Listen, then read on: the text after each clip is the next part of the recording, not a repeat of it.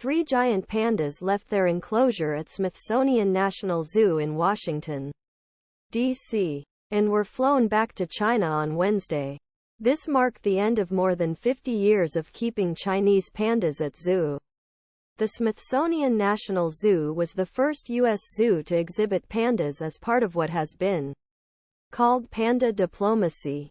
Zoo staff call this a hiatus in the panda program that has been wildly popular for 5 decades. Chinese officials have not yet said whether this will continue. With relations between two superpowers in a constant state flux, these national treasures may be finding themselves part of an extension diplomatic chaos that has gripped relationship between two countries. The panda's departure from the National Zoo leaves Zoo Atlanta as the only other U.S. zoo to house pandas from China. And it won't be for long. The contracts of Atlanta's 4 bears expire next year and there is no news on extensions. It all started during Nixon's presidency in this February. 21. 1972. File photo. Chinese Communist Party leader Mao Zedong and U.S. President Richard Nixon shake hands while meeting in Beijing.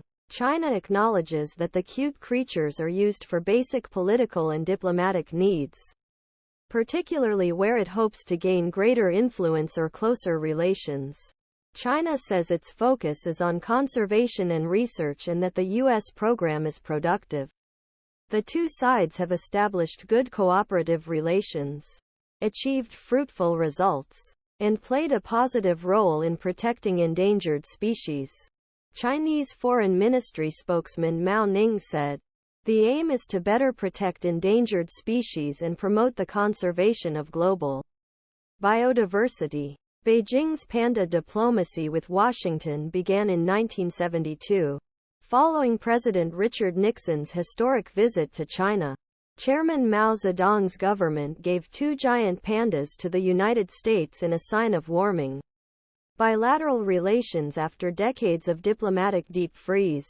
First Lady Pat Nixon welcomed pandas to nation's capital, saying the millions of people who come from across country to visit nation's capital each year will enjoy pandas.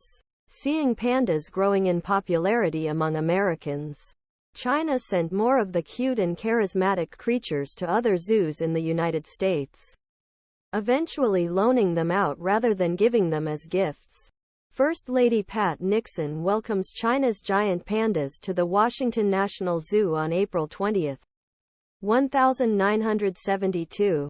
With him is Ting-Hung, head of the Beijing City Civil Service Bureau, who accompanied the animals to Washington.